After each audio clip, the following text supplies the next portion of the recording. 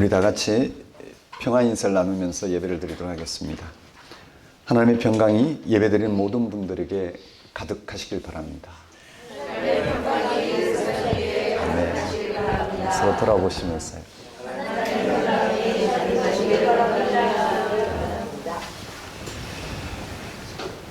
오늘은 사순절 두 번째 주일입니다. 성경은 복음을 다음같이 선포합니다. 그 아들 안에서 우리가 속량 곧 죄사함을 얻었도다. 속량은 죄사함, 즉 속죄를 가리킵니다. 어떤 사람에게는 이런 구절이 자연스럽게 다가오겠지만 어떤 사람에게는 아예 불가합니다. 이해 불가합니다. 또 어떤 기독교인들은 죄 용서받았다는 사실 앞에서 감격해야 합니다. 2000년 전 십자가에 처형당한 30대 초반의 한 사람에 의해서 오늘 우리의 죄가 용서받았다는 사실이 실제로 말이 되는 것일까요? 여기서 말하는 죄는 부도덕하거나 파렴치한 행위를 가리키는 게 아닙니다. 그런 일들은 사회법정에서 단죄를 받아야 합니다. 여기서 말하는 죄는 자신의 생명을 자신의 능력으로 완성해야 된다는 강요와 또 갈망에 떨어지는 것을 가리킵니다. 자신을 완성하려고 세상의 방식을 동원하면서 크고 작은 악행이 발생합니다. 예수님의 십자가의 죽음이 우리를 죄에서 구원하여 자유롭게 하셨다는 말은 우리가 더 이상 우리 자신을 완성하려고 애쓰지 않아도 된다는 의미입니다. 예수님이 무엇을 먹을까, 마실까, 입을까 염려하지 말라고 말씀하신 이유도 여기에 있습니다. 예수 그리스도의 십자가의 죽음으로 우리는 더 이상 애를 쓰지 않아도 생명을 얻을 수 있게 되었습니다. 선물로 생명을 얻은 것입니다. 그래서 그걸 은총이라고 합니다. 예배는 오직 이 사실에 집중하는 시간입니다. 예수님을 통해서 생명을 얻었던 사실에 집중하는 삶이 예배입니다. 예배는 예수의 죽음을 통해서 우리의 생명이 하나님께 있다는 사실을 깊이 알고 하나님께 우리의 생명의 토대를 둠으로 하나님 예수에게 보이신 그 생명이 우리의 생명으로 자리 잡는 가장 중요한 시간입니다. 다 같이 사순절 두 번째 주일 예배를 성부와 성자와 성령 이름으로 드리겠습니다.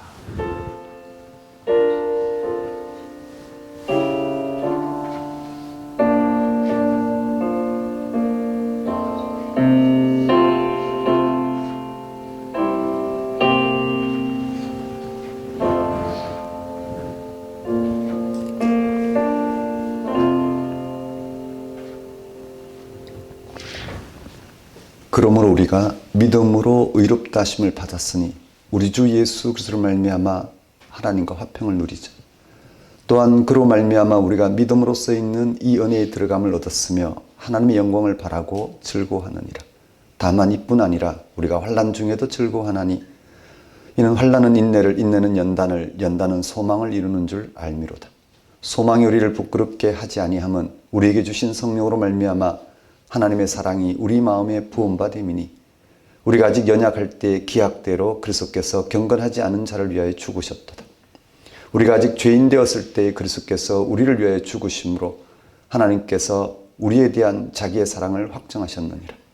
그러면 이제 우리가 그의 피로 말미암아 의롭다 하심을 받았으니 더욱 그로 말미암아 진노하심에서 구원을 받을 것이니 곧 우리가 원수 되었을 때에 그의 아들의 죽으심으로 말미암아 하나님과 화목하게 되었은즉 화목하게 된 자로서는 더욱 그의 살아나심을 말미암아 구원을 받을 것이니라.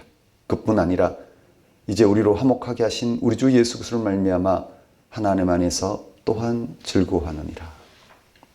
영광을 받으시기 합당하신 하나님, 모든 인류를 향한 하나님의 구원 신비인 예수 그리스도에 나타나는 하나님의 의, 믿음으로 말미암는 하나님의 의를 허락하신 하나님 아버지를 이 시간 찬양합니다.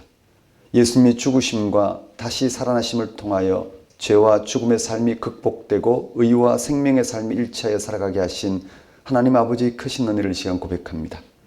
예수님의 부활에서 온전히 드러난 의와 생명의 현실인 하나님의 영광이 완전히 나타날 때를 기다리며 소망하는 것이 모든 고난 가운데서도 참 즐거움을 알게 하신 하나님 아버지를 이 시간 경배합니다.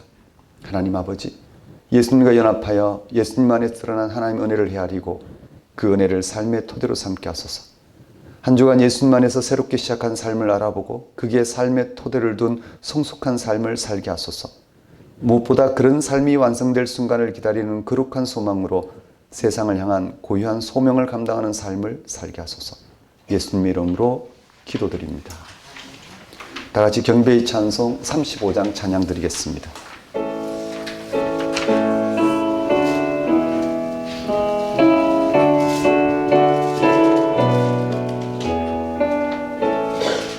큰 영화로신 주 이곳에 오셔서 이 모인 자들로 주 백성 삼으사 그 중에 항상 계시고 그 중에 항상 계시고 큰 영광 나타내소서. 이 백성 기도와 또 예물 드리니 향내와 같으니 복 받으옵소서. 주 예수 크신 복음을 주 예수 크신 복음을 만 백성 듣게 하소서. 오 우리 자손들 다 주를 기리고 저 성전 돌맞이 임하게 하소서. 주 구원하신 능력을 주 구원하신 능력을 늘 끝날까지 주소서. 주 믿는 반민이 참 진리 지키며 예 성도들 같이 주 찬송하다가 저 천국 보좌 앞에서 저 천국 보좌 앞에서 늘 찬송하게 하소서.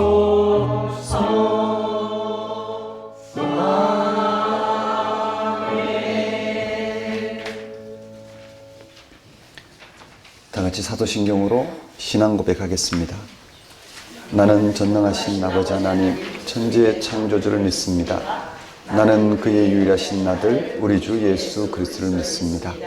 그는 성령으로 잉태되어 동정녀 마리아에게서 나시고 본디오 빌라도에게 고난을 받아 십자가에 못 박혀 죽으시고 장사된 지 사흘 만에 죽은 자 가운데서 다시 살아나셨으며 하늘에 오르시어 전능하신 아버지 하나님 우편에 앉아 계시다가 거기로부터 살아있는 자와 죽은 자를 심판하러 오십니다. 나는 성령을 믿으며 거룩한 공교회와 성도의 교제와 죄를 용서받는 것과 몸의 부활과 영생을 믿습니다. 아멘. 이 시간은 참회의 시간입니다.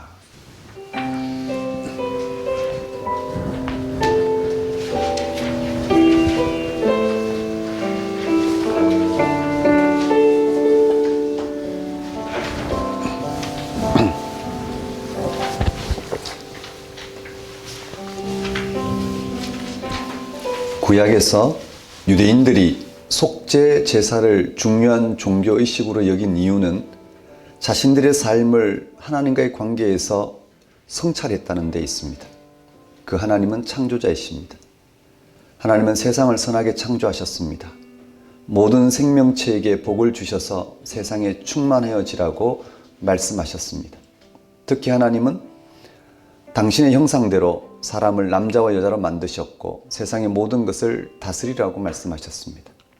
하나님이 창조를 마친 다음에 모든 것을 보시니 심히 좋았더라고 창세기 1장 31절이 전합니다. 그런데 세상은 심히 좋게 흘러가지 못했습니다. 온갖 파멸적인 일들이 발생했습니다. 고대 유대인들은 그렇게 된 이유가 죄 때문이라고 봤습니다. 더 심각한 문제는 아무리 노력하여도 죄가 없어지지 않는다는 사실입니다. 죄 문제를 해결할 능력이 자신들에게는 없었다는 사실을 깨달은 것입니다. 유일한 해결책은 하나님에게서 용서를 받는 것이었습니다. 그런 생각이 속죄 제사 형태로 자리를 잡았습니다. 속죄 제사를 이해하려면 죄란 무엇인가라는 질문을 먼저 해야 합니다. 가장 일반적으로 사람들이 생각하는 죄는 실정법 위반입니다. 학생에게는 학칙 위반, 군인에게는 군법 위반, 대한민국 사람에게는 대한민국 헌법과 법률입니다. 그런데 성경이 말하는 죄는 그런 실정법의 차원과 다릅니다. 지금 우리의 삶을 지배하는 실정법은 죄의 뿌리를 해결하지 못합니다. 실정법이 아무리 잘 갖춰진 21세기 문명사회 안에서도 죄의 힘이 막강하다는 사실에서 이를 확인할 수 있습니다. 성경이 말하는 죄는 삶에 나타나는 방향의 오류입니다. 그 오류의 핵심은 자기 숭배, 자기 연민, 자기 집중입니다. 자기를 생명의 주인으로 여기는 것입니다. 자기 사랑이자 자기 연민이고 자기 집중입니다. 자기 안에 갇혀있는 사람은 다른 사람이나 다른 동물이나 다른 식물들과 생명 충만한 관계를 맺을 수 없습니다. 아무리 노력해도 형식에 머물 때가 많습니다. 말과 행동에서 모범적인 사람이 그 내면에서는 교만할 수 있지 않겠습니까? 그것이 바로 성경이 말하는 죄의 본질입니다. 죄는 우리의 내면을 불안하게 만들고 그 불안은 우리를 죽입니다. 겉으로는 살아있다 하나 죽은 자와 다를 게 없습니다. 여러분은 지금 어떠신지? 불안에 휩싸여 있습니까? 죽은 자처럼 사는 건 아니신지요? 아니면 이런 문제에서 아예 무감각하신지요? 성경은 우리 죄 문제를 해결하는 길이 예수 그리스도에 있다고 선언합니다. 그가 하나님 아들이시면서도 받으신 고난으로 순종을 배워서 온전하게 되셨은즉 자기에게 순종하는 모든 사람, 모든 자에게 영원한 구원의 근원이 되시고, 약간 까다로운 단어가 여러 나옵니다. 아들, 고난, 순종, 배움, 온전하게 됨, 영원한 구원, 구원의 근원이 그것입니다. 각각 해석이 필요한 단어입니다. 핵심적으로는 하나님의 아들이신 예수 그리스도가 구원의 근원이라는 뜻입니다. 구원은 곧 속죄, 죄사함을 가리킵니다. 기독교 전통은 예수 그리스도를 통해서 속죄가 이루어졌다고 보았습니다. 기독교 전통은 예수 그리스도를 통해서 속죄가 이루어졌다고 봤습니다. 그래서 뜨는 동물을 잡아서 피를 뿌리거나 태우는 방식으로 예배를 드리지 않습니다. 오히려 하나님께 영광을 바치는 방식으로 예배를 드립니다. 이미 예수 그리스도를 통해서 단번에 속죄를 받았으니 하나님께 영광을 돌리는 것입니다. 우리에게 여전히 죄의 속성이 남아 있으나 거기에 좌절하지 않고 오히려 감사 찬송을 올립니다. 본질의 차원에서는 죄가 극복되었고 하나님만이 그 죄 문제를 극복하셨기 때문입니다. 지금 여러분은 예수 그리스도를 통한 속죄 경험이 있으신지요? 그를 통해서 하나님과 연결되어 하나님의 생명을 알아보고 받아들이고자 한 경험이 있으신지요? 예수 그리스도가 구원의 근원이 된 이유는 그가 온전하게 되었기 때문입니다. 온전하다는 말은 하나님과 하나가 되었다는 뜻입니다. 예수님이 온전하게 되신 것은 순종을 통해서 이루어진 것입니다. 예수님은 하나님을 절대적으로 신뢰했습니다. 그에게 하나님은 아빠, 아버지였습니다. 가까이 온 하나님 나라를 현실로 믿고 경험했습니다. 십자가의 죽음은 이런 신뢰를 파괴하는 사건이었습니다. 자기의 존재 전체가, 인생 전체가 부정당하는 사건이었습니다. 이런저런 이유를 대고 거부할 수도 있었으나 예수는 그 십자가의 길을 갔습니다. 오직 한 가지 사실, 즉 하나님의 사랑을 믿고 십자가의 죽음을 피하지 않았습니다. 자신의 믿음이 무너지는 운명까지 받아들인 순종이었습니다. 그 순종에서 인류 구원의 길이 열렸습니다. 사랑하는 성도 여러분, 예수 그리스도는 영원한 구원의 근원이십니다. 그에게 순종하는 사람은, 그를 실제로 사랑하는 사람은, 그를 실제로 믿는 사람은 죄 용서를 받았습니다. 자유를 얻은 것입니다. 하나님이 그렇게 하셨습니다. 이러한 말씀이 가리키는 세계 안으로 발을 들여놓는 순간 여러분에게 전혀 새로운 차원의 삶이 열릴 것입니다. 이모저모의 세상 살이로부터 자유로울 뿐만 아니라 하나님이 인정하신 삶을 알아보고 그 안에서 살아가고자 하는 열망이 여러분에게 주어질 것입니다. 한 주간의 삶을 돌아보십시오. 여러분, 이 한 번뿐인 인생을 무엇으로 판단하고 사셨는지요? 과거는 다 지나갔습니다. 우리에게 진짜 과거는 하나님 안에 있었던 사실입니다. 하나님 안에서부터 이 세상의 구체적인 존재로 나서 함께 하신 하나님을 말미암아 이 존재가 누려야 될 생명을 누리고 살아왔습니다. 그런 우리에게 은혜를 베푸셔서 예수 그리스도 안에서 우리 함께 하신 하나님을 알아보고 우리가 하나님 도와서 지금 현재 하나님의 생명을 누리도록 그렇게 선물로 주어진 인생이라는 것을 우리는 알게 되었습니다.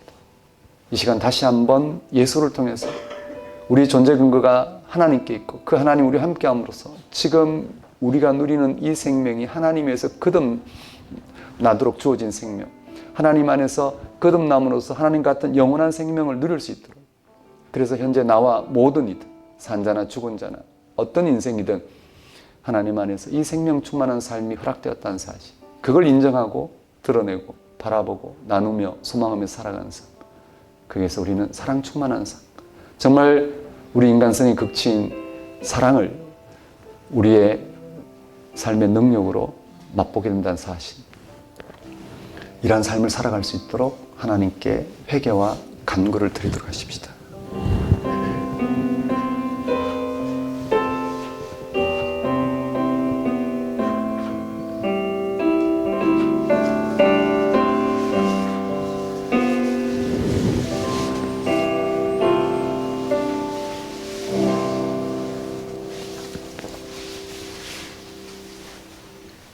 하나님 아버지, 이 시간 예수 그리스도를 통해서 우리와 함께 하신 하나님을 실감하게 하옵시고 그 하나님 안에서 우리 존재 근거와 존재 방식과 또 우리 존재가 하나님 안에서 어떤 미래가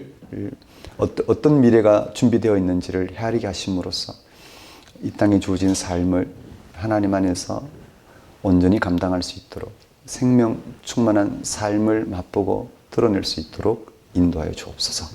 예수님 이름으로 기도드립니다. 다 같이 영광송 5장 찬양 드리겠습니다.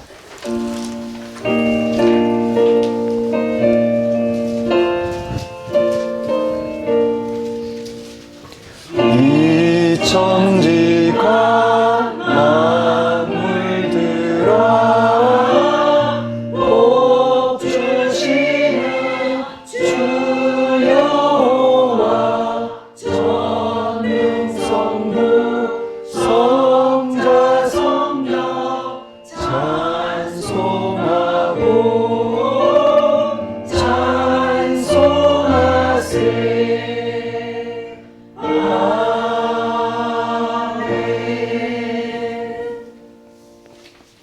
이 시간은 봉헌 시간입니다. 봉헌 찬송 48장 찬양 드리면서 준비한 예물 하나님께 봉헌하도록 하겠습니다.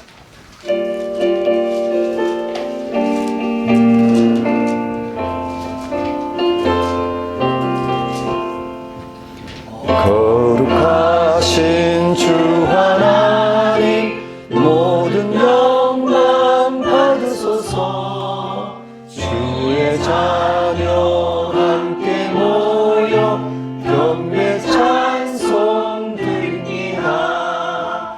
전능하사 천지 만물 창조하신 하나님 찬양하며 드리오니 우리 예배 받으소서.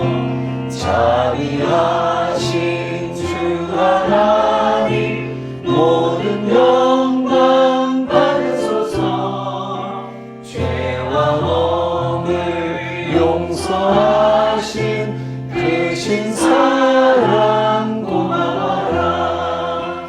사만 심령 품어주사 기쁨 주신 하나님 감사하며 드리오니 우리 예배 받으소서.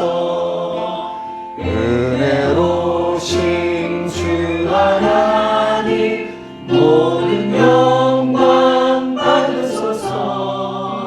불기둥과 푸른 기둥 인도하신 놀라워라. 근심 걱정 슬픔에도 함께하신 하나님 만노아 드리오니 우리 예배 받으소서.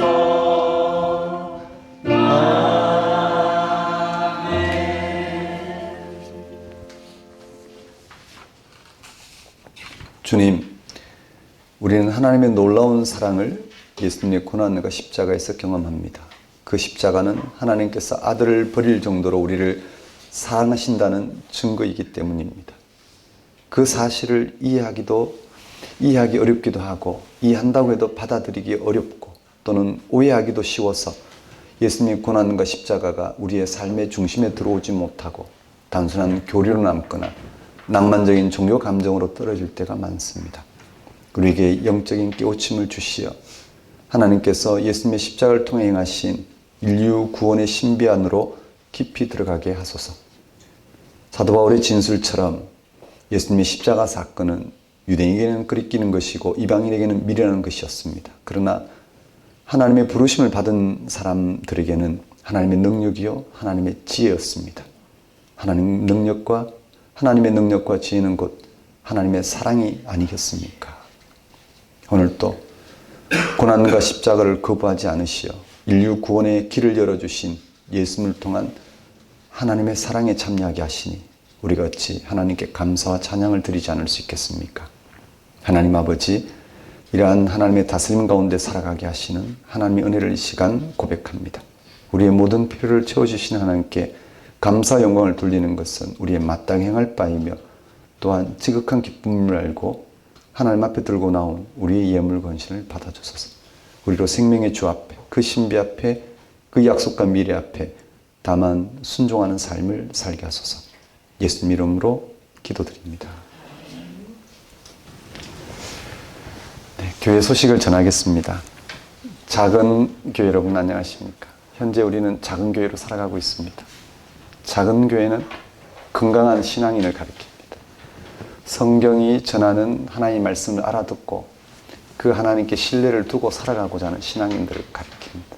그래서 우리는 무엇보다 신구약 성경을 공부합니다. 그 성경에서 증언하고 있는 하나님을 우리 하나님으로 받아들입니다. 그리고 그 하나님께 우리의 삶의 토대를 둠으로써 하나님이 함께 하신 삶을 성경이 전하는 대로 경험하며 서로 나누며 소통하고 바라고 살아갑니다.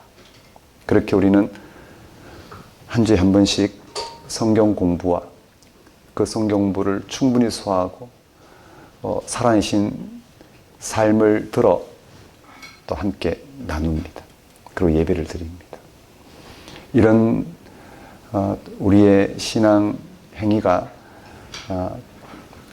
결코 다른 어떤 신앙 행위 못지않게 진지합니다. 더 많은 걸 할 필요 없을 만큼 말씀 공부와 예배에 집중하는 것만으로도 우리는 하나님과 관계를 맺고 살아갈 수 있습니다. 또 하나님과 관계를 맺고 살아가는데 전력을 다하게 됩니다. 이렇게 여러분이 하나님 안에서 여러분의 삶을 헤아리는 그런 작은 교회로서 신앙 여정이 펼쳐졌으면 좋겠습니다. 작은 교회 예배 안내입니다. 일부 주일 예배, 지금 드리고 있는 작은 교회 예배 주일 오전 10시입니다. 2부 주일 예배, 작은 교회 함께하는 다음 세대 예배인데 다음 주에 있습니다. 3월 둘째 주 주일 오후 12시입니다. 그리고 3월 5주간 예배 및 성경 공부 안내입니다. 3월은 5주 있습니다. 계속 반복할 텐데요. 3월 첫 주, 둘째 주, 셋째 주, 넷째 주, 다섯째 주가 있는데 첫째, 둘째 주는 갈매동에서 드립니다. 셋째 주는 노원구 건영백화점에서 드립니다. 네, 건영백화점으로 오실 때는 또 오시도록 또 그렇게 잘 안내해 보겠습니다. 그 다음 넷째 주, 다섯째 주 갈매동에서 드립니다. 그리고 다음 주는 다음 세대 신앙 탐구가 있습니다. 7차 신앙 탐구인데요. 8차이죠. 8차 신앙 탐구입니다. 죄송합니다. 신앙 탐구인데요. 오는 금요일, 3월 6일이 되겠죠. 저녁 10시에 가이드 신앙 공부가 있습니다. 가이드 공부가 있습니다. 그리고 오는 주일 신앙 탐구가 있고 작은교회 함께 드린 예배가 있습니다. 그리고 성경 공부가 3월 오늘부터 4주간 연속으로 진행이 됩니다. 이제 신정세에도 지났고 구정세에도 지났습니다. 3월, 4월 좀 달려보겠습니다. 우리가 이제 성경부에 더 진입할 수 있도록 1월, 2월 시간을 보냈습니다. 이제 3월에 좀 깊이 있게 들어가 보겠습니다. 4주 연속 성경 공부하고 3월 마지막 주 5주 때 독서주간으로 휴강하겠습니다. 스케줄 그렇게 맞춰주시면 되겠습니다. 네, 그리고 2월 재정보고입니다. 11조 316만 원, 감사헌금, 외본금 포함해서 200만 5천 원입니다. 그래서 총 517만 5천 원이고 지출은 첫 번째 항목 교회 운영 목회 강의실 온라인 강의에서 300여만 원이고 사역비 4인에서 180만 원입니다. 해서 490여만 원 지출되었고 잔액이 340여만 원입니다.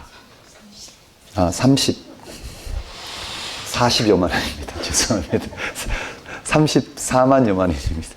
아이고, 네. 헌금 문의는 우리 주부를 참고하시면 될 것 같고요. 잠깐 기도하겠습니다. 하나님 아버지, 작은 교회로 살아가는데 부족함이 없도록 서로를 헤아리게 하시고 작은 교회로 살아가는데 충분히 헌신할 수 있는 은혜를 주심을 감사드립니다. 함께 작은 교회로 살아가면서 하나님 안에서의 삶을 탐없이 드러내고 나누며 소망 있게 살아가는 저희들의 신앙의 길이 될 수 있도록 인도하여 주옵소서. 예수님 이름으로 기도드립니다. 네, 그럼 오늘 우리에게 주신 하나님 말씀 보겠습니다. 하나님 말씀은 로마서 3장 21절에서 26절까지 말씀입니다.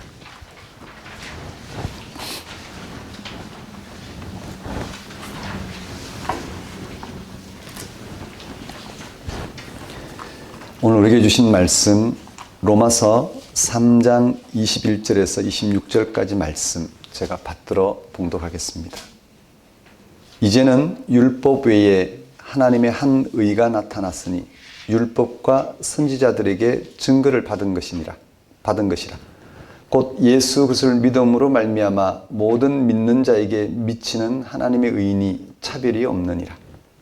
모든 사람이 죄를 범하였음에 하나님의 영광에 이르지 못하더니 그래서 예수 안에 있는 속량으로 말미암아 하나님의 은혜로 값없이 의롭다 하심을 얻은 자 되었느니라.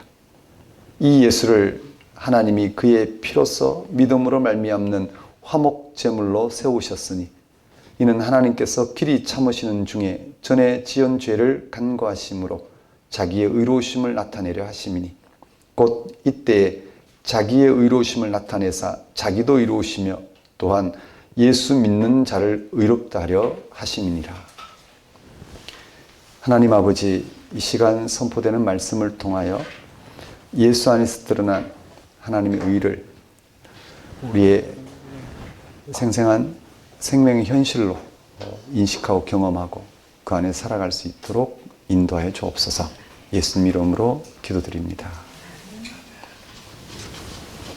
오늘 설교 본문은 로마서 3장 21절에서 26절까지 말씀이고 제목은 예수 그리스도에게 나타난 하나님의 의입니다.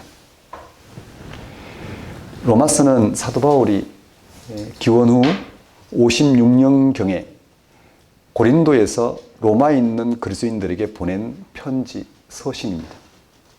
당시에 로마 교회는 그들이 받아들인 복음에 뿌리를 내리느냐 마느냐는 아주 중요한 시기였습니다. 로마 교회는 로마에 살던 유대인들이 예루살렘으로 절기를 지키러 방문했다가 복음을 접하고 돌아온 유대 그리스도인들에 의해 세워졌습니다. 이들은 로마 이방인들과 유대인들에게 복음을 전했습니다. 소수의 이방인들이 복음을 받아들였고, 근데 문제는 로마에 있는 유대인들이었습니다. 유대 그리스도인들은 율법에 따라 정죄를 받아 십자가 달려 죽은 예수가 그리스도라고 주장했고 율법에 충실한 유대인들은 이를 받아들일 수 없었습니다. 그래서 유대 그리스도인들과 유대인들이 유대교 안에서 심각한 갈등을 벌였습니다. 이런 갈등이 유대교 안에서 고조되자 기원 후 49년 글라우디오 황제가 로마 황제였죠. 황제가 유대인들을 로마에서 추방시켰습니다. 이때 유대 그리스도인들도 함께 추방당했습니다. 이후 네로 황제 54년에서 68년까지 제위한 네로 황제가 즉위하면서 유대인 추방령이 해제되었습니다. 그래서 유대인들이 다시 로마로 돌아오기 시작했습니다. 물론 유대 그리스도인들도 돌아왔습니다. 신부는 유대인이었기 때문입니다. 이로 인하여 로마에 있는 그리스도인들에게 새로운 문제가 생겼습니다. 그동안 로마에서 자리 잡고 성장하고 있었던 이방 그리스도인들은 돌아온 유대인들의 비난에 직면했습니다. 유대인들은 예수를 그리스도를 믿는 이방인들을 용납할 수 없었기 때문입니다. 또한 로마의 이방 그리스도인들은 돌아온 유대 그리스도인들과의 갈등도 피할 수 없었습니다. 유대 그리스도인들은 추방당한 동안 여러 곳에서 바울의 복음에 반대하는 이들을 만났습니다. 그들 중에 바울의 복음을 반대하는 이들의 주장을 받아들인 이들도 있었습니다. 그들은 로마로 돌아와서 예수 그리스도를 믿더라도 율법을 지키고 할례를 받아야 한다고 주장했습니다. 유대 우선주의를 주장했습니다. 그것이 예수 그리스도를 믿음으로 의롭다 인정하시는 하나님의 은혜에 대한 올바른 태도이고 예수님의 죽음을 헛되게 하지 않는 길이라고 했습니다. 복음만으로 안 된다. 복음을 받아들인 이상 유대인들처럼 율법을 지켜야지 하나님 백성으로서 의로운 길을 갈 수 있다라고 주장한 것입니다. 바울이 이러한 로마 교회의 형편에 대해 전해 들었을 때가 로마서를 쓰던 기원 후 56년경이었습니다. 이때는 바울이 지중해 동편 지역에서 1차, 2차, 3차 복음 전도 여행을 마무리할 무렵이었습니다.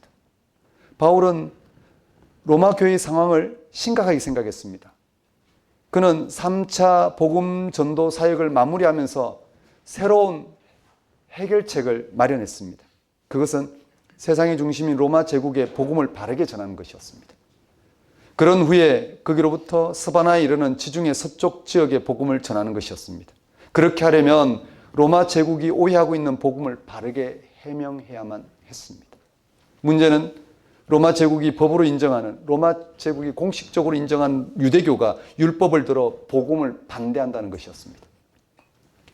해결책이 뭘까요? 바울이 선택한 길은 박해를 무릅쓰고 예루살렘 올라가 유대교와 대결하는 것입니다.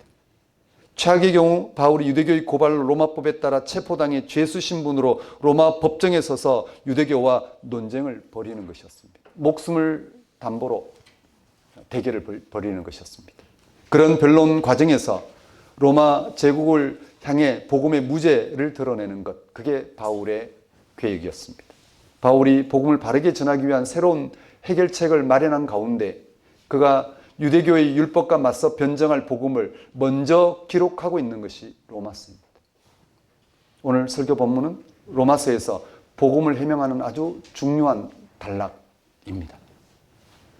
바울은 로마서에서 복음을 하나님의 의라는 주제로 해명합니다. 우리에게 생명을 얻게 하시는 하나님과 인간의 올바른 관계, 즉 하나님의 의가 예수 그리스도를 통해서 드러난 것입니다. 이제 인간은 예수님을 통하여 하나님과 올바른 관계 안에서 생명을 얻게 된 것입니다. 문제는 이러한 복음을 오해하기 때문에 바울은 로마서에서 하나님의 의라는 주제로 복음을 해명하고 있는 것입니다. 복음하면 예수 그리스도의 사건을 가리킵니다. 예수 그리스도에게서 하나님의 구원이 발생한 것 말입니다. 우리는 그를 통해 하나님의 구원을 받게 되었습니다. 그런데 문제는 하나님의 구원이 무엇이냐 하는 것입니다. 그게 어떻게 이루어지느냐라는 것입니다. 하나님의 구원은 하나님과의 올바른 관계 안에서 생명을 얻는 것입니다. 이 생명은 영원한 생명이라고도 합니다. 영원한 생명이라고 하는 이유는 오직 하나님 안에서만 가능한 생명이기 때문입니다. 우리가 하나님과 올바른 관계를 통하여 생명을 얻는 이유는 하나님이 생명의 근원, 생명의 출처, 생명의 본질이기 때문입니다. 하나님은 창조주로서 생명의 근원입니다. 인간은 피조물로서 생명의 차원을 하나님께 두고 있습니다. 하나님은 인간이 생명의 차원을 하나님께 둠으로 영원한 생명, 즉 영생을 얻도록 하셨습니다. 영원히 하나님과 함께 하도록 하셨습니다. 이러한 하나님과의 관계 속에서 인간이 생명을 얻도록 하신 사건이 하나님의 의입니다. 즉 인간이 하나님과의 관계 안에서 생명을 얻고자 하는 것이 하나님의 의입니다. 반대로 하나님의 의의 상실은 죄입니다. 죄는 하나님 관계가 단절된 것을 말합니다. 생명의 차원을 하나님께 두지 않는 것을 말합니다. 하나님과 올바른 관계를 떠나 인간이 자기 자신과 세상을 통하여 자신의 삶을 확인하는 것은 인간의 의, 자기의, 그것은 불의에 불과합니다. 그것은 죄입니다. 왜냐하면 자기의 삶을 완전히 파괴할 뿐만 아니라 죽음에 넘겨지기 때문입니다. 하나님은 의를 상실하고 죄 가운데 있는 인류를 향하여 이스라엘이라는 한 민족을 통하여 하나님의 의에 이를 수 있도록 율법을 주셨습니다. 율법은 피조물인 인간이 창조주 하나님을 떠나 죄 가운데 있음을 깨닫게 하고 하나님께로 돌아오게 하는 가르침입니다. 바울은 율법을 거룩하다고 주장합니다. 율법은 거룩하고 정당하고 좋은 것이라고 말합니다. 이런 율법을 따르는 사람은 하나님의 뜻을 따르는 것이기 때문에 하나님에 의해서 옳다고 인정받으며 하나님과의 관계가 정당하다고 인정받습니다. 즉 인간의 삶을 결정하는 하나님과 하나 되는 길이라는 뜻입니다. 그래서 유대교의 바리새인들은 의를 얻기 위해 율법을 철저하게 행했습니다. 그것을 문자적으로 지켰습니다. 바울도 바리새인으로서 어려서부터 철저하게 율법을 지켰습니다. 그것을 절대적인 것으로 알고 살았습니다. 그것만이 의롭게 되는 길이었습니다. 유대인들의 모든 것은 이 율법을 따랐습니다. 성전에서 행하는 종교의식부터 시작해서 사회 질서를 세우는 일들도 다 율법을 따랐습니다. 심지어 음식 규정도 거기에 포함됩니다. 깨끗한 먹을거리와 더러운 먹을거리를 구별해야 합니다. 돼지고기는 먹을 수 없었습니다. 성윤리에 관한 가르침도 들어 있습니다. 율법을 실천함으로써 의롭게 된다는 유대인들의 생각은 상식적으로는 옳습니다. 요즘식으로 말하면 법대로 사는 것과 똑같습니다. 법을 지켜야 사회가 건강하게 돌아갑니다. 만일 도로에서 신호등을 무시하면 도로는 아수라장이 됩니다. 사회생활도 그렇습니다. 아무 때나 출근하고 퇴근하면 일이 되지 않습니다. 자기 좋을 대로 사람을 대하면 사람 관계가 엉망이 되고 맙니다. 유대인들은 자신들의 율법이 하나님께 주신 것이며 그걸 바르게 실천하면 의로워지고 구원받는다고 믿었습니다. 유대인이라고 한다면 아무도 그걸 부정하지 않았습니다. 그러나 율법을 실천하는 데 있어서 보통 수준의 유대인이 아니라 율법 근본주의자로 불릴 정도로 철저했던 바울에게 율법 행위의 근본적인 한계를 깨닫게 된 사건을 경험했습니다. 바로 하나님께서 예수님의 죽음을 통해 계시하신 고유한 하나님의 의를 경험하였습니다. 바로 부활 경험이었습니다. 바울이 부활의 빛 가운데서 경험한 하나님의 의에 대한 경험은 지금까지 자신이 율법 행위를 통하여 이루고자 한 의, 율법 행위를 통해서 남들보다 더 낫고자 한 그 의는 인간의 자기 의에 불과하다는 걸 깨달았습니다. 인간이 얼마나 철저하게 죄 가운데 있는지, 하나님이 그 죄를 용서하심으로써만 하나님과 올바른 관계를 맺을 수 있다는 사실을 간과한 채 인간이 자신의 노력으로 하나님과 올바른 관계를 맺을 수 있다고 착각했다는 것을 깨달았습니다. 그래서 바울은 오늘 본문 바로 앞절 로마서 3장 32절에서 다음과 같이 진술했습니다. 그러므로 율법의 행위로 그의 앞에 의롭다 하심을 얻을 육체가 없나니 율법으로는 죄를 깨달음이니라. 이어서 바울은 오늘 본문 3장 21절 이하에서 이제 전혀 새로운 의를 말합니다. 하나님이 예수 그리스도를 통하여 하나님의 의를 새롭게 나타내셨다는 것입니다. 율법을 실천하는 것이 아니라 예수를 믿는 것이 하나님의 의에 이르는 유일한 길이라고 단언합니다. 3장 21절 말씀을 보십시오. 이제는 율법 외에 하나님의 한 의가 나타났으니 율법과 선지자들에게 증거를 받은 것이니라. 바울은 율법 외에 하나님의 의가 나타났다고 합니다. 율법 외라는 말은 인간의 율법 행위와는 아무 상관이 없다는 말입니다. 인간의 율법 행위와 아무 상관없이 하나님의 의가 나타난 것입니다. 그런데 율법 행위와 아무 상관없는 하나님의 의가 이루어지는 것에 대해서는, 즉 율법 행위와 아무 상관없이 하나님의 의가 이루어지는 것에 대해서는 이미 율법과 선지자들이 증거하고 있는 것이라고 말하고 있습니다. 율법과 선지자들. 율법과 선지자들이라는 표현은 구약 성경을 말합니다. 우리는 신약 성경이기 때문에 율법과 선지자라고 표현된 구약 성경을 구약 성경이라고 우리는 말하고 있을 뿐입니다. 구약 성경은 유대인들에게는 율법과 선지자들의 말씀입니다. 율법과 선지자들이라는 표현은 구약 성경을 말합니다. 구약 성경은 하나님의 의가 인간의 행위나 노력과 상관없이 하나님의 행위로 이루어지는 사건임을 증거하고 있습니다. 그러니까 하나님과 인간의 올바른 관계를 맺는 하나님의 의는 전적으로 하나님의 행위로 가능하다는 사실을 이미 구약 성경, 즉 토라, 율법이 증언하고 있는 것이고 그대로 그 말씀대로 하나님의 의가 나타났다라는 것을 바울은 21절에서 선언하는 것입니다. 이어서 22절에서 바울은 구약 성경이 증언하고 있는 대로 율법의 행위와 상관없이 나타난 하나님의 의에 대하여 다음과 같이 진술합니다. 22절입니다. 곧 예수 그리스도를 믿음으로 말미암아 모든 믿는 자에게 미치는 하나님의 의인이 차별이 없느니라. 이러한 진술은 바울이 하나님의 의가 예수 그리스도에게 나타났다는 사실을 전제로 하고 있습니다. 구약 성경이 증언하고 있는 대로 하나님의 행위로 가능한 하나님의 의가 예수 그리스도를 통하여 나타났다는 사실입니다. 하나님의 의에 이룰 수 있는 길을 인간의 행위나 능력이 아니라 하나님 자신의 행위와 능력으로 하나님의 의를 나타내셨는데 그것이 바로 예수 그리스도 사건이라는 것입니다. 이것을 전제로 바울은 하나님의 의에 이르는 길, 즉 하나님과 올바른 관계를 얻는 길을 명시적으로 제시합니다. 그것은 바로 믿음을 통한 의라는 것입니다. 예수 그리스도에게 나타난 하나님의 의를 알아보고 그것을 받아들이는 믿음을 통해서 가능한 의라는 것입니다. 여기는 두 가지 강조점이 있습니다. 예수 그리스도에게 나타난 하나님의 의는 누구도 예외 없이 모든 사람에게 임하고 있다는 사실입니다. 유대인이든 이방인이든 아니면 율법의 행위가 있든 없든 관계없이 모두에게 태양이 뜨면 어둠이 물러가듯이 그렇게 하나님의 의가 임하고 있다는 사실입니다. 그리고 그것을 알아보고 받아들이고자 하는 사람에게는 그가 누구이든 또 차별 없이 주어진다는 것입니다. 여기서 우리는 궁금해집니다.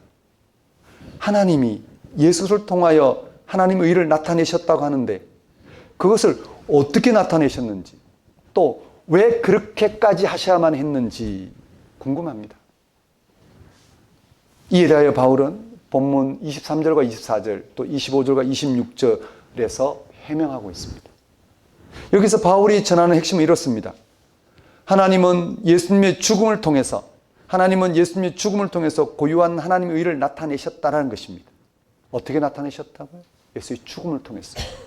하나님의 의는 인간과 체결하신 약속을, 하나님의 의는 하나님과 인간 사이에 체결된 약속, 즉 하나님의 의는 인간과 체결하신 약속을 하나님이 신실하게 지키신다는 사실이 있습니다.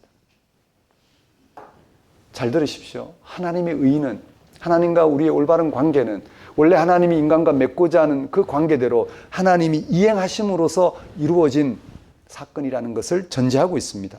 하나님의 의는 인간과 체결하신 약속을 하나님이 신실하게 지킨다는 사실이 있습니다. 창조주 하나님은 피조물인 인간을 향한 생명을 약속하셨습니다.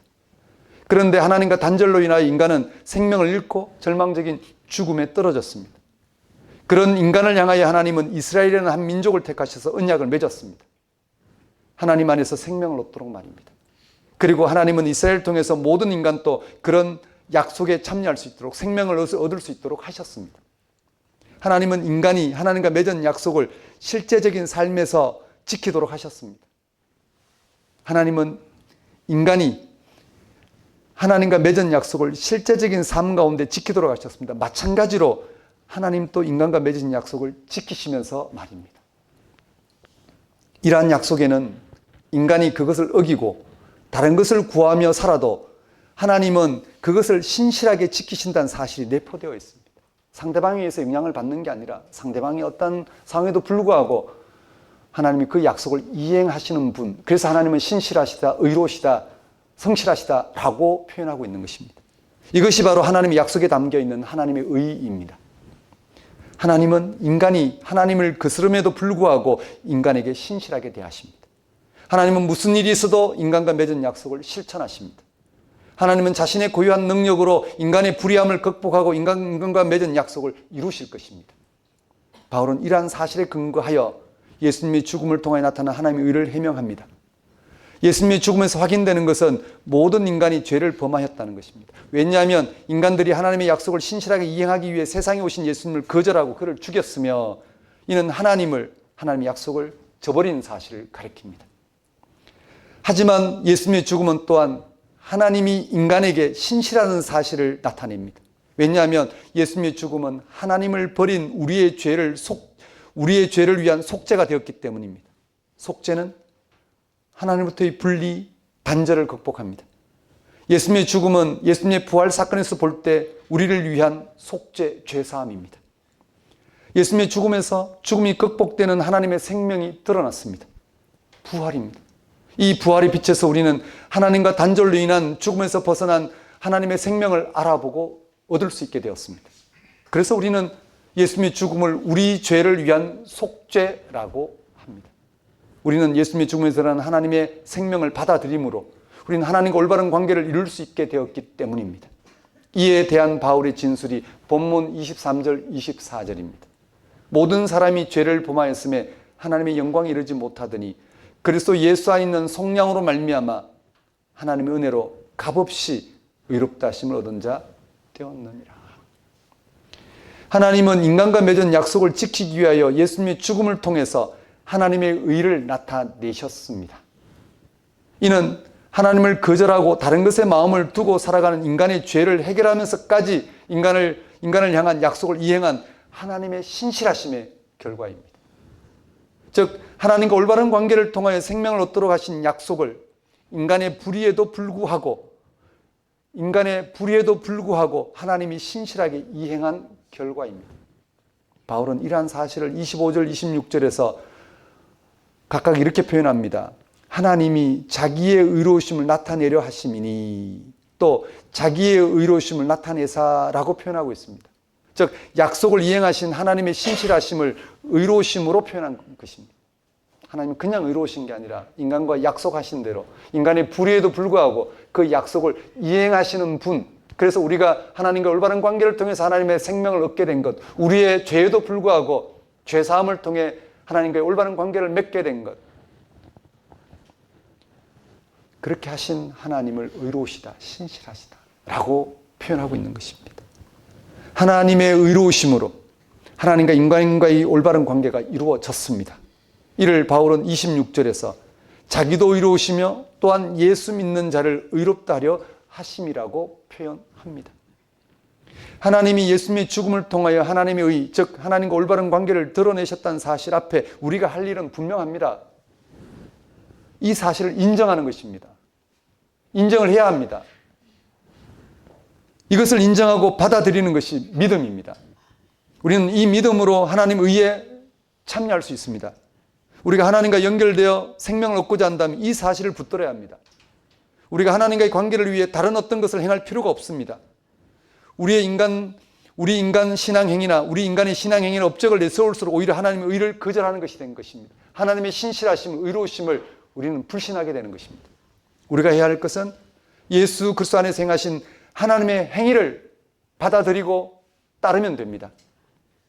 우리의 구원을 위해서 하나님이 예수 그리스도 안에서 행하신 것을 받아들이면 됩니다. 하나님이 우리의 구원을 위해 예수님을 통하여 하나님의 의를 나타내시고 그를 믿음으로 하나님의 의에 이룰 수 있도록 하신 사실을 받아들이기만 하면 됩니다. 이것이 우리를 향한 하나님의 유일한 요청입니다. 그러니까 하나님은 예수님의 죽음을 통해서 그의 의로움을, 우리 인간과 맺으신 약속을 이행함으로 그의 의로움을 나타내셨습니다. 하나님이 어디까지 의로우신지를 예수의 죽음을 통해서 나타내셨습니다. 이러한 하나님의 의로움 앞에 우리가 해야 할 유일한 것은 그걸 인정하고 받아들이는 것입니다. 하나님이 그의 의로우심으로 예수의 죽음을 통하여 그와 연결되어 생명을 얻게 하신 사실을 믿는 것입니다. 그 사실에 일치하는 것입니다. 이를 통하여 우리에게 하나님의 의가 이루어집니다. 하나님 올바른 관계가 이루어집니다. 하나님 안에서 생명을 얻는 삶이 펼쳐집니다. 인간이 하나님과 연결되어 생명을 얻게 됩니다. 바울은 이렇게 말합니다. 26절 말씀을 한번 보십시오. 곧 이때에 자기의 의로우심을 나타내사 자기도 의로우시며 예수 믿는 자를 의롭다 하려 하심이라. 우리는 하나님이 예수 그리스도에게서 나타내신 하나님 의를 통해서 우리가 구원을 받습니다. 이는 전적으로 하나님 은혜로 이루어진 것입니다. 이 사실 때문에 우리에게 요구되는 조건이 있습니다. 이 사실 때문에 우리에게 요구되는 조건이 있습니다. 믿음입니다. 하나님이 행하신 일에 대한 믿음입니다. 하나님이 예수 그리스도를 통하여 인간과 올바른 관계를 맺으셨다는 사실에 대한 믿음입니다. 하나님이 예수 그리스도를 통하여 하나님의 신실하심, 의로우심 가운데 예수를 통해서 하나님이 그 약속을 이행한 결과 우리는 그것을 인정하기만 하면 됩니다. 그걸 받아들이기만 하면 됩니다. 바울에 의하면 인간은 이 믿음으로만 하나님의 의에 이룰 수 있습니다. 즉 의롭다고 인정받습니다. 이는 다음과 같은 사실을 강조하는 것입니다. 오직 믿는 사람만이, 그 사실을 인정하고 받아들이는 사람만이 우리를 향하신 하나님의 뜻을 따르는 것입니다. 하나님을 실제로 신뢰하는 것입니다. 하나님의 인정을 받는 것입니다. 그렇지 않고 인간의 신앙적 행위나 업적을 내세우는 것은 오히려 하나님의 뜻을 거절하는 것이 되고 맙니다. 이런 믿음이 실제로 우리가 하나님과 연결되어 생명을 얻는 삶을 살아가게 합니다. 이런 믿음만이 우리가 하나님과의 관계 안에서 생명 얻는 삶을 살아가게 합니다. 이 믿음이 아니면 우리는 예수를 통한 하나님의 의에 이르는 삶을 살지 못할 것입니다. 그걸 알아보지 못할 것입니다. 조금도 거기에 참여하지 못할 것입니다. 결국 자기 자신이나 세상과의 관계 속에 온통 휩쓸릴 것입니다. 사랑하는 성도 여러분, 우리 인간은 하나님과 단절되어 자기와 세상과의 관계 속에서 살아왔습니다. 우리의 생명을 자기를 성취하거나 세상의 것을 소유하는 것으로 소진하면서 살아왔습니다. 우리는 우리의 노력이나 행위로 상대적으로 인정받고 만족할 수는 있습니다. 그러나 죽음으로 끝나는 우리의 생명은 조금 더 달라지지 않습니다. 우리는 무슨 수를 써도 죽음을 극복할 수 없습니다. 하나님과 연결을 통해서만 우리의 생명은 죽음을 극복하는 영원한 생명에 참여하게 됩니다. 그런데 문제는 우리의 노력이나 행위로는 하나님과 연결될 수 없습니다. 이는 우리 인간이 생명의 근원이신 하나님과 단절되어 살아온 결과입니다. 이런 우리는 불의한 인간입니다. 죄인입니다. 우리는 여기서 벗어날 수 없습니다. 불의한 인간은, 죄인은 죽어야만 합니다. 모든 인간이 이에 해당합니다. 그런 우리를 향하여 하나님은 예수님의 죽음을 통하여 하나님과 연결되게 하셨습니다. 예수님의 죽음은 우리 인간의 불의함, 죄를 담당하신 결과입니다. 우리는 예수 그리스도에 나타난 하나님의 의를 통하여 우리의 불의함, 우리의 죄에서 벗어나 하나님의 생명을 얻게 되었습니다. 하나님이 이렇게까지 하신 것은 우리를 향한 하나님의 신실하심, 우리를 향한 하나님의 의로우심의 결과입니다. 우리가 할 일은 하나님이 예수님을 통하여 자신과 연결되게 하셨다는 사실을 알아보고 받아들이는 믿음입니다. 우리에게 결정적으로 요구되는 것은 이 믿음 한 가지입니다. 예수 그리스도의 하나님의 의가 나타났다는 사실 말입니다. 이 믿음을 통해서 우리는 우리의 죄에서 벗어나 하나님과 연결됩니다. 하나님과 관계 안에서 죽음을 극복하는 생명을 얻게 됩니다. 이 사실을 깊이 헤아리심으로 다른 데 기웃거리지 마시고 예수 그리스도 안에서 하나님의 신실하심, 의로우심을 헤아리심으로 여러분이 의롭게 되는, 생명을 얻게 되는 이 한 가지 삶에 몰두하시는 한 주가 되셨으면 좋겠습니다. 기도하겠습니다. 하나님 아버지, 하나님이 창조주가 되셔서 우리에게 생명을 주시고자 우리를 존재하게 하시고 또 예수 그리스도 안에서 우리와 함께함으로써 하나님과 연결되어 하나님의 생명을 누리게 하신 것, 이것은 하나님의 전적인 신실하심과 의로우심의 결과임을 알고 거기에 집중함으로 우리의 이런저런 형편에도 불구하고 오직 하나님부터 말미암는 하나님의 의 생명을 획득하는 삶을 살아갈 수 있도록 인도하여 주옵소서. 예수님 이름으로 기도드립니다. 다 같이 일어나셔서 결단의 찬송 302장 찬양 드리겠습니다.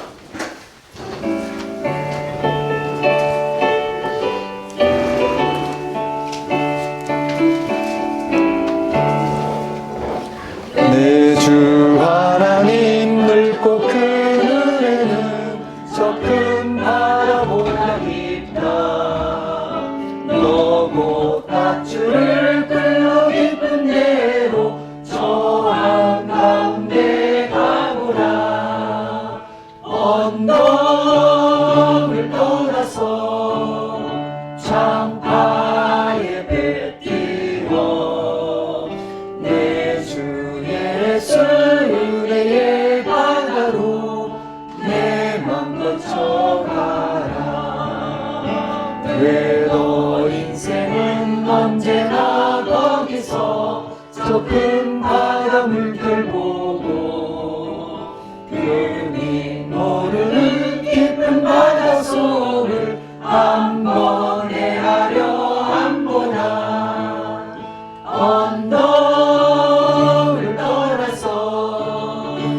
장파에 배 띄워 내 주 예수 은혜의 바다로 내 맘 고쳐가라. 많은 사람이 얕은 물가에서 저 큰 바다 건너다가 찰싹거리는 작은 파도 보고 마음 약하여 못 가네. 언덕을 떠나서 장파에 배 띄워 내 주 예수 은혜의 바다로 내 맘 고쳐가라. 저 곧 가거라 이제 곧 가거라 저 큰 은혜 바다 향해. 자 곧 내놓을 저 깊은 데로 가라. 망망한 바다로 언덕을 떠나서 장파에 배 띄워 내 주 예수 은혜의 바다로 내 맘 고쳐가라.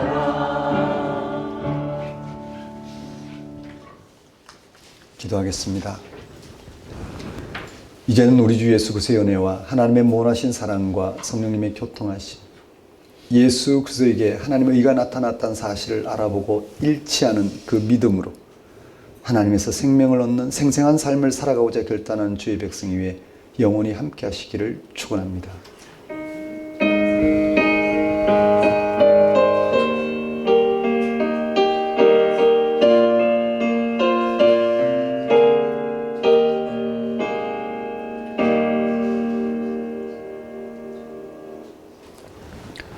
예배를 마치겠습니다.